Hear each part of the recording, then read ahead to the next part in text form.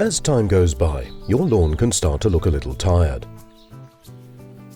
Weeds, moss and bare patches all make the lawn look less fresh and green than before.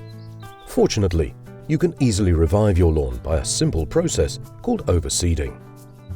First, mow the lawn. Then, the lawn must be scarified. It's best done with a scarifying machine, which you can either buy or rent. For smaller lawns, you can use a rake. Now, rake the lawn to remove the remaining moss and other material. The lawn is now ready to be sown. You can also mix the grass seeds with topsoil. This makes it easier to spread the seeds and gives them a better start. The last step before watering is fertilizing. Follow the instructions on the package.